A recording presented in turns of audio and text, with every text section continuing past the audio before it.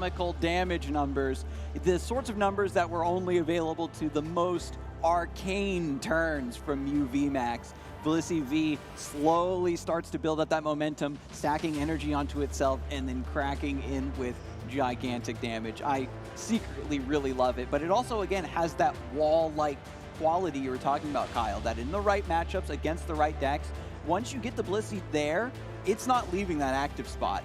It's a Pokemon that across every single iteration of Pokemon games is known for its bulk. Yeah, we see that these kind of decks, especially if you're playing against Arceus that has a damage cap, if it does have a double turbo on it, it's hitting for 180 damage.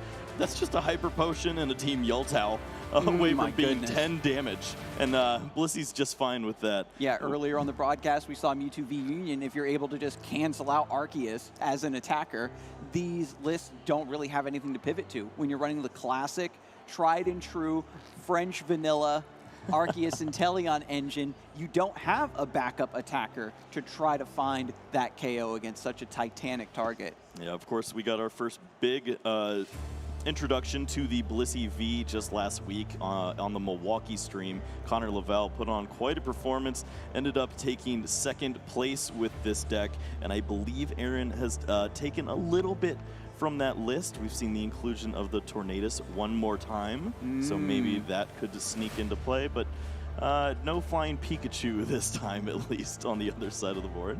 Yeah, one other point to mention when it comes to the Blissey V is, well, mulligans. Like, you still have to find your key Pokemon. Your opponent starting off with a few extra resources might allow them to put something together before you're able to stabilize, but the fact that when you were going into Milwaukee, Blissey was kind of an underrated deck. Like, it was a fun thing that people knew you could do. Blissey had some history in previous meta games, but really with the new cards from Astral Radiance, it's allowed itself to rocket back into the meta game. And now that it has demonstrated that it can do well in a major competition, as we headed into NAIC, I'm wondering if players are a bit more prepared for it. Yeah, when we saw Blissey, maybe, I guess we saw it, of course, with Connor on our stage, but there were some streams, of course, of the Japan National Tournament. We saw basically a meme of a performance where cards were flying all over the place, upwards of 10 to 12 energies all over the board, and we're like, oh, that has to be good. And sure enough, Connor was able to find a really nice spot in Milwaukee, being able to get a great performance, and now Aaron's going to try to do just that here on a bigger stage. And when you see the Blissey with so much energy on it, it just takes over the table. Players only like to straighten their energies up to about like 4 or 5 if you're playing, you know, Dialga. And then with Blissey, it's just, there's a lot of energy. I'm not counting anymore. I just know that this is enough to KO anything in the game right now. So good luck. Me hit hard, me big smack. Me do big number, me draw prize card, me win. And that's what Aaron is going to try to channel here as he opens up the game with a Dunsparce in the active, trying to once again just cancel out that fighting weakness. I'm going to go ahead and guess that that's not the ideal starter here for Aaron, but does have the quick ball and the lucky energy discard. That feels nice. Double turbo energy. Going to be a great inclusion. Plus 50 basically as you're doing the math here. And that's a pretty great start, locking in an early path, and has a supporter for the turn as well. Once you get Path of the Peak down, you're forcing your opponent to just jump through some extra hoops. This has just been a solid play against so many decks in the field. Typically, players will hang on to it, see if they want to bump a stadium first, see what their opponent is on before they expose that Path to the Peak. But Aaron is already dialed into his own game plan, his own win condition, confidently plays the path, and just says, if you need to deal with this, you're going to have to do it eventually anyway. Well, we are going to see what Jeremy has as some counterplay. Of course, got to look through that deck, make sure that your prize cards aren't hurting you too much, and start to see what counterplay you have. Of course, seeing that big Blissey on the other side, you start thinking, we got to get damage going somehow. We got to put the pressure on so that maybe I can start attacking before Aaron finds those heal cards. If you can start sniping these smaller Pokemon, force the Blissey up into the active before it's fully prepared, maybe you can get a couple cheeky hits in on it before it starts to outscale, starts to heal, before the Hyper Potions truly hit, and that's what Jeremy's going to try to put together here. Finding the Arceus V, trying to get this Manaphy out of the active spot, but at the very least, you've got your turn 1 Arceus plus an attach, and if you're an Arceus V enjoyer, that's the best you can hope for most of the time. That hand was horrible. I just took a peek from Jeremy's side. I believe it's double Sharon's Care, the quick shooting Inteleon, and a blank. Just nothing going on, and Aaron is going to take full advantage of that, really just looking for an energy attachment for the turn so that Dunsparce can go ahead and get out of the active spot. Yeah, just chucking away that hand. Professor's Research drawing up some extra fuel here.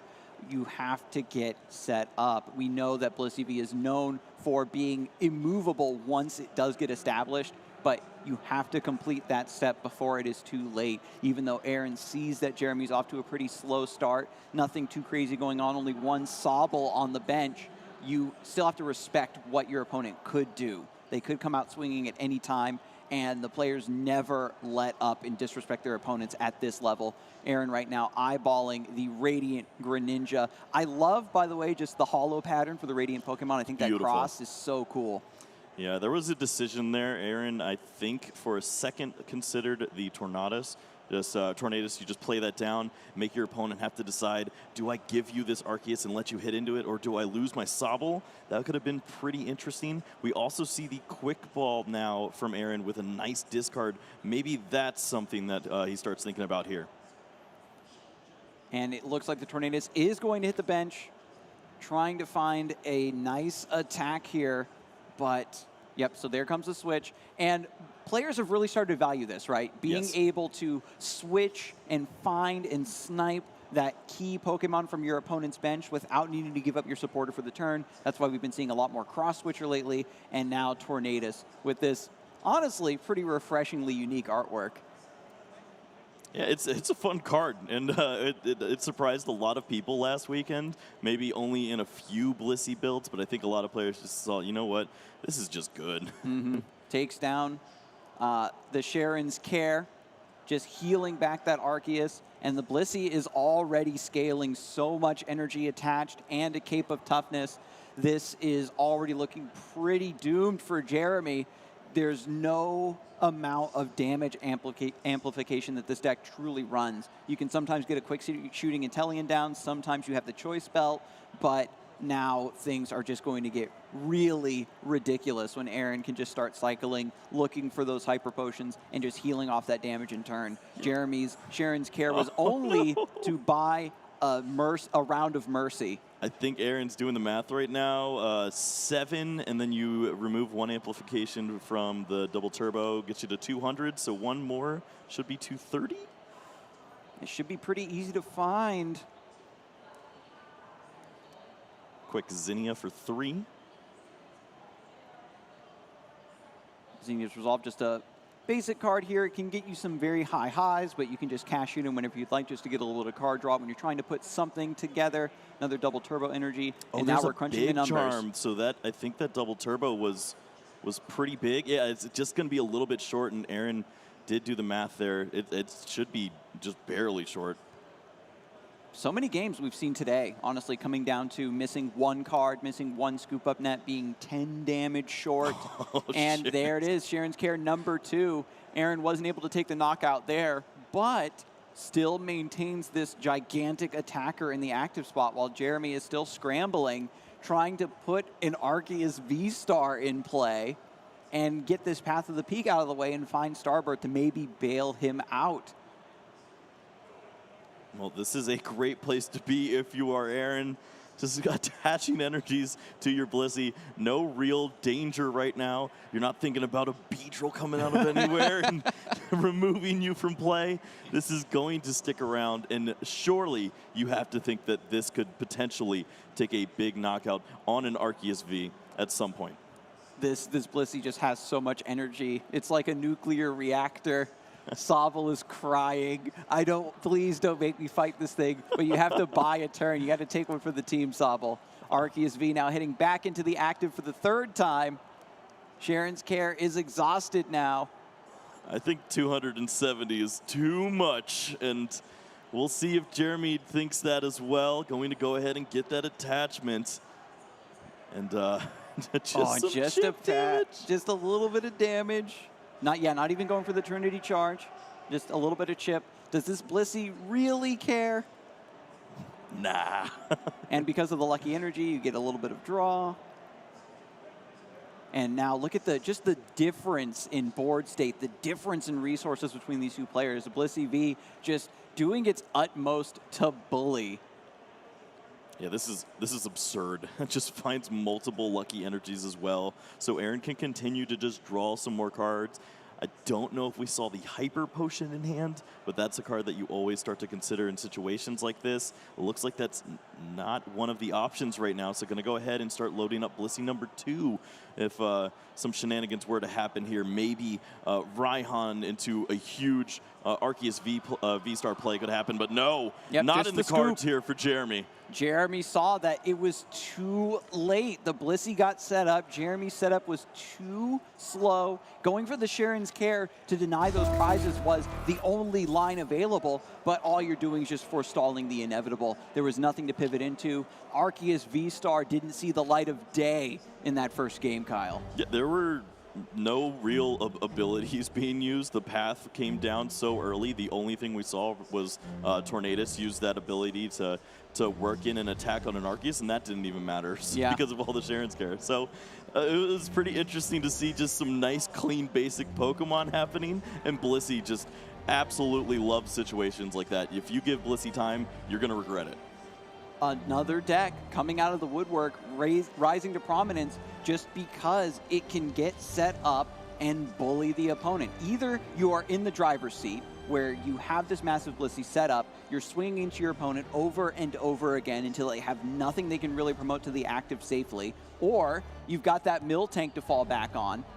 And we saw earlier from Mace that if you can't deal with the mill tank, it's just going to sit there and route and route and route, and you'll slowly die to that. Yeah, and that is a strategy that we see sometimes from the Blissey players. They get a big Blissey, and they start targeting down Intellion pieces. They go, well, I don't have the heal to keep up with you. I'm going to eventually lose this. And sure enough, we see Miltank prize twice in a row now. Double Hyper Potion too. That's not what Aaron wants to see. Double Hyper Potion in the prizes means that Jeremy has a massive potential line here to get some early damage on a Blissey. And if Aaron is not able to heal that damage off, get the Blissey out of the active somehow to save it, if Jeremy can take down that first attacker, keep Aaron from snowballing, could be the path to victory. Anything else that gets benched can maybe find a way to damage that as well. Now, that's just dealing with Blissey, though. When we look at this Arceus deck, we think about how does it deal with Miltank. That's where things get really dicey. We just have to cross our fingers and hope for early Aqua Bullet spam. Yeah, that's basically the one attack that you go to. Of course, there is quick shooting Intellion, but that's really slow to just try to compile that damage in a deck that plays so much healing. Oh, yeah. You really need to take big knockouts. And Cape of Toughness has also proven to be pretty awkward for a deck like this. Not all of them are playing Tool Jammer on the other side. What's also great about this Blissey deck is it doesn't need to bench a lot of Pokemon to get going. And that means that it's deals decently well into, Palkia, stuff like that. And I can definitely understand why Aaron wanted to bring it today. Jeremy has that tried and true deck. This list, every time we think that Arceus Intellion is just like, oh, it's a little bit too simple, a little bit too boring, can't really do enough in the current metagame. There is some new brew, some player that has a nice anti-meta tech that really makes it flourish. And as we head into this, every time an expansion comes out, the metagame gets more diverse. And now that there's so many different things that are possible that you can't reliably tech against everything, and Arceus is just going to show that consistency and tech choices aren't enough when you don't also have attack power to back it up. Yeah, and when you play all of those cards, we've also seen that be a downfall. You're trying to have all the answers for all these decks, but if you just roll into opening hands full of all those tech cards or those things that help you in a mirror match, you're not going to even have a setup. And we've seen the struggle of these Arceus builds awkwardly trying to stumble through if a path is in play. And sometimes that is what just slows this deck down completely to a halt. Mm-hmm. And with Radiant Greninja wow. into boss, just getting this Sobble out of dodge, cutting off that engine, Aaron is already in a fantastic position. You just got done talking about it, Kyle, that the Sobble engine is so important for this deck to be able to set up and get resources and put its combos together to even get its game plan off of the ground to begin with, and Aaron goes for that snipe. This Aaron had an interesting play here too. Had the path to the peak, but wants to draw more with the Radiant Greninja, it seems. So not going to have the path down, and that means that Jeremy's going to have access to Starbirth here. Starbirth, looking through your deck to find 2 cards of your choosing is exactly what Jeremy needs here. Pretty good. You need the miracle. You need exactly what you need at this moment. With Aaron closing in on already just annihilating this best of 3, just shutting you out entirely. Jeremy has to go for this Starbirth, find the 2 cards. Opts for Marnie, however, going to look through the list just a little bit more before committing to that power. You know that the path to the peak is coming, so you have to take advantage of it right here, right now. 2 more cards to tie the rest of this post-Marnie hand together for Jeremy. This is perfect for Jeremy. He drew into Sobble, has the Intelliant and the Level Ball as well. So just go ahead, use Starbirth, find the Arceus so that you have an additional Pokemon to take these energies from the Trinity Nova. You grab that double turbo energy, and you get some nice damage onto a Blissey when you just put your opponent on a 4-card hand. It doesn't get any better than that. Finally, Jeremy is finding the ability to take advantage of the line. We know that those Hyper Potions are in the prizes for Aaron. There's a chance that we can't heal this Blissey. If Aaron only has a Radiant Greninja on the bench to somehow go into the active, Jeremy's suddenly so far ahead. Radiant Greninja using its concealed cards to draw 2 more. There's no other Pokemon there. There's a Capture energy, but you kind of want to start committing your energies elsewhere at this point. No, I don't even see the capture. Yeah, no other attackers to pivot into. Just a powerful energy. Has the Sharon's Care. Oh, this is so awkward. You have the Professor's Research. We're going to get a game 3 potentially, with Jeremy able to capitalize on this incredibly clunky turn from Aaron. Okay, so there is the capture. I'm like, I thought I saw you in there. All, and sure all enough, these colorless energy look the same, Kyle. Yeah, but this is so weird. You don't get to take advantage of your Sharon's Care in this position. You're just kind of committed to the active Blissey. You're going to get a lot of cards off of lucky energies. But is that even good? I guess that's what you're going to have to go to. If you're Aaron, you have to let this Blissey go down and just trust that the extra cards that you draw. Oh no, just kicks the whole hand. Is still trying to find some additional Pokemon. Has another Blissey V on the bench at least, but throws away the Sharon's Care, throws away a couple other energies now into the discard pile. Oh, wow. Found multiple healing effects and a Cape of Toughness. This is what dreams are made of. Bringing it back from the brink. Aaron looked like he was about to get shut out of the game, but immediately heals it all back up, and this Blissey refuses to go down. Wow, well, with multiple lucky energies, powerful energies to go with it, this is going to be a very nice looking Blissey. Just 60 damage. But go ahead and attack into me and find out what happens next. Being able to get those energies out of the discard pile is so good, because now with the lucky energies reattached, it means that if Jeremy's even thinking about becoming aggressive here, trying to reinstate that clunky board from Aaron, he's just going to draw more resources and have a much easier time weaseling his way out of that bad hand state.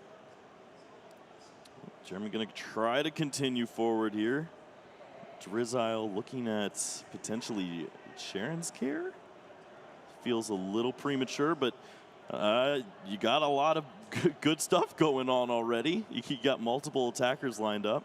Missing out on that opportunity to take down the first Blissey V. Such a really heartbreaking missed opportunity for Jeremy, and now he has to think fast. Now that the Blissey is set up, has all of this energy on it, I only have an Arceus V on the bench. What can I pivot to? How can I cut off this Blissey from once again snowballing the game? This Big Charm certainly does feel like a nice card to have. Maybe it just solidifies this active Pokemon not being knocked out at any point in time. I mean, you're only looking at maybe 190 or so, so you're not in the worst spot right now from what this Blissey can threaten. All right, Big Charm on the Arceus V, going to give it a little bit more resiliency and an evolution there. Starbirth was already used. You're just trying to get attackers down. Just goes for the attack. Trinity Nova dealing 180 thanks to the Turbo Energy. Aaron gets to draw a couple cards thanks to the Lucky Energy. Another attachment, and then the draw for turn. Aaron is so close to getting a massive advantage here, just has to capitalize. Blissey right now doing 130, 50, 70. So 170, going to be a little bit short of anything with this Big Charm lined up.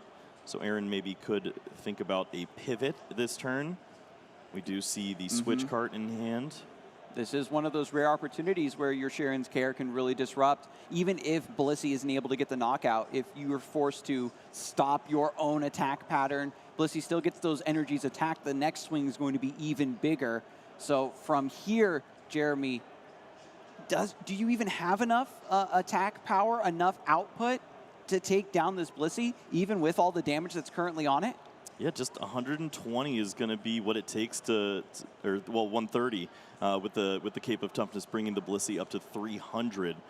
So that's, well, 110. But regardless, Arceus V-Star is going to work its way through that. And Jeremy with a really nice line, not going for the Sharons that last turn. Instead, goes with the Big Charm, feels comfortable absorbing one more shot from this Blissey, and now gets to cash in with multiple attacks into that Arceus, really making the most use of all of these great supporter cards. Beautiful. Shady dealings and Teleon finding the pieces, getting a Sobble down. Hopefully we can get a scoop up net, recycle some of these Drizziles, get even more. And there it is. Just going to go for the retreat. Thanks to the Sharon's Care. The fresh Arceus hitting the active spot and taking advantage of the fact of I risked taking that one more hit. I was confident I could survive. And then the punish now with the Sharon's Care, taking that work away and then having another attacker to take down this Blissey V. And Aaron does not have another attacker yet prepared. Yeah, that hurts so much. Seeing all of those energies hit the discard pile is really unfortunate, and then also just not having a secondary attacker lined up right now. It's great if you can set up multiple Blissey and start to threaten those turns, but with the way that the cards have fallen and the way that Aaron's prize cards look, he's not going to have the healing to keep up with one big Blissey, and that's going to be really awkward.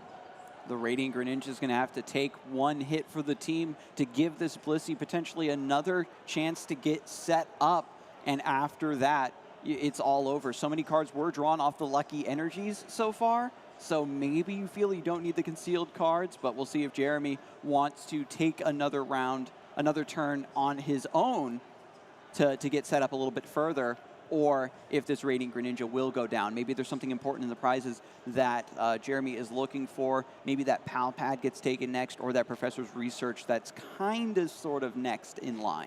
You can see the line for Aaron right now, just trying to give away this Radiant Greninja in this point in time because he wants Jeremy to get down to 3 prize cards. He wants to use that Roxanne, and he wants to lock in maybe one final Blissey to make things happen. Maybe your opponent doesn't find that Sharon's Care, that Pal Pad, and continue to heal, and you can start to compile some damage on these Arceus. When your opponent is closing in on victory, sometimes putting them down to a 2-card hand is all you need to throw all of their plans out of the window. Buy yourself enough time to get reset, reestablished, and then take the game back from there. Jeremy could be anticipating that play and opting not to KO the Radiant Greninja, but has to take it down, has to keep working at maximizing this chance, this opportunity that he's been presented here in game number 2. If he can't take this one down and force that game 3, Aaron is going to close it out here in round 8, and Jeremy needs this win. Well, Aaron is going to go ahead and get the 2 Blissey's, going for the 7 prize game. Of course, Echoing Horn could be an annoying card. Some decks do feature.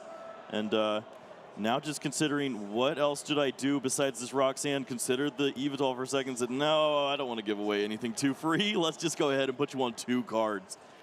Roxanne comes through. Both players shuffle their hands into the deck. That's important to note. With Marnie, you put the hand on the bottom, but when you shuffle your hand into the deck, there's still a chance that you can draw into those key pieces if you really need them. Fortunately for Jeremy, he is running that Inteleon engine, so if the key pieces that Jeremy requires, are searchable through that avenue, should be pretty easy to get his hands on them. Hopefully looking for a boss's orders, get this other Blissey down before it gets too set up. And again, because Aaron put so much energy into the discard pile, this Blissey has to attack a couple times for not much damage before it truly becomes a threat, with very minimal manual attachments here coming out from Aaron. Yeah, this is a big turn to see what Aaron's game plan is. Does he feel like his deck is going to be more beneficial to him, or does he want to go for more of this attacking power? Because he's got options now. The Lucky Energies would be a great way to find those heal cards and start to maybe set this Blissey up as your one big attacker, or you work in the powerful energies, get the damage in as you can, and make that last Blissey the one that lasts the rest of the game.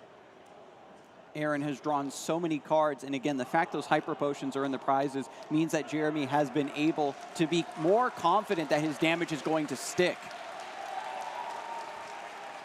Just getting a little bit more damage now onto the Blissey V. Arceus actually putting up a fight. It looked like this matchup was a lot more one-sided, a lot more favored for Blissey V, but Jeremy is finding the line and sticking to it. And this is what you want to see at the highest levels of play. Matchups and situations that lesser players would scoop to and try to find another game. Oh, we do see the powerful energy in Aaron's hand, and that is going to lead to a really nice switch card play here.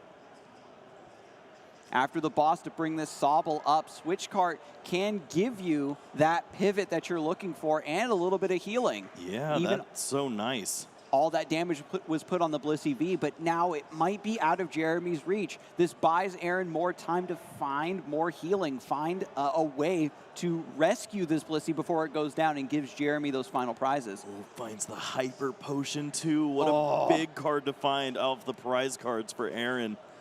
Jeremy was pressuring and pressuring and pressuring, but Aaron, thanks to the Lucky Energies, the extra card draw, sacrificing the Radiant Greninja to buy just that little bit of extra time, is now able to get the pieces to bring it back and stabilize.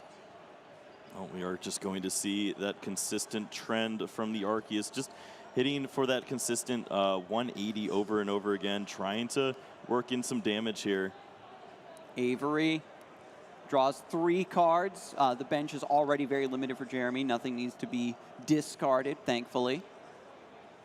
But I feel like Aaron should be almost out of resources at this point. It feels like so many cards have been drawn over on that side. And with now a second Blissey set up, and this is what you talked about, Kyle, having 2 Blisseys ready to go means that you're able to pivot and jump back and forth. If one gets injured, you get to bench it for a turn, keep it protected behind the other Blissey as a wall. And that's what we're seeing here. Beautiful execution. And then going for the capture energy, but just going to fail it, of course, not trying to put any liabilities on the bench. Yeah, we'll see what Aaron is going to go ahead and do here. Just going to cash in on the damage and get that double turbo. And there's no more energies in that discard pile. It seems like we've seen so many, and sure enough, they're just all on the board. All the energy is in play. The double fusion reactor now set up. These Blisseys are going to be hitting for maximum damage as much as they can. But Jeremy can also swing right back in. This Blissey V goes down, and yet another takes his place. 5 damage counters on this remaining Blissey V, and Jeremy does have the next Arceus ready to go as an attacker. So this is going to come down to the wire here in the next couple turns, Kyle. Yeah, you can tell that Jeremy's really running low on resources because he would have liked to potentially have retreated and not left this Arceus V-Star in the active spot. This is just an easy knockout potentially for a Blissey, and then he's left with one more V knockout, and Aaron's going to come out as the winner here. So it feels really awkward to leave this Pokemon in the active, but maybe there's just not enough resources to back this up. Hopefully Aaron does not have it, and we get to see game 3, but when you already have your big attacking Pokemon set up in the active, as we've seen time and time again, Kyle, your draws, your resources don't matter when you can just draw and swing and take your prizes. Well, Pelpat is a great find. Finds 2 boss's orders. Oh my goodness. You can see the strategy lining up here. That Arceus V is looking mighty juicy on the bench. And that is definitely what Aaron's thinking about for next turn. And that's something Jeremy has to consider because he's going to attack into Lucky Energies. He could just be giving the win to Aaron. That deck is already so thin. Even goes for the Team Yell Towel. He can thin you and then knock you out. Getting a little bit of healing. Now this Blissey V is going to be a 2-turn KO. Oh, a little bit of heal and still doesn't mind. And look at that. All the powerful energies ready to go. Out of the discard pile. We thought there wasn't any more energies, but you just bring them right back. This Blissey V's hitting critical mass. And now Shady Dealings and Teleon has to be the one to hold the fort here and buy one more turn, just like Radiant Greninja did for Aaron. Can this be enough? The game is so close. The players are down to the wire here. 1 prize versus 2. Aaron trying to end the best of 3, claim his win in round 8, but Jeremy's fighting just to force a 3rd game and try to have another shot at getting the W. This Blissey knocks out every Pokemon on Jeremy's side of the field. That total up all of the HP that Jeremy has available, and Blissey will just one-shot it. Oh, that is a hard place to be. That means that Jeremy needs to make use of single prize attackers here, and sure enough, understands that, goes for the Aqua Bullet in Teleon there, and maybe this chip damage will be enough, hoping that his opponent doesn't have a Hyper Potion. After the game has gotten to this point, Aaron has drawn those prizes, does indeed have the Hyper Potion, and Jeremy no longer has the ability to buy the amount of turns that he needs to close it out. Aaron able to finally showcase what Blissey is capable of here for us at NAIC after it had such a strong showing in Milwaukee. And Jeremy, you know, despite everything, put up a very, very valiant struggle here.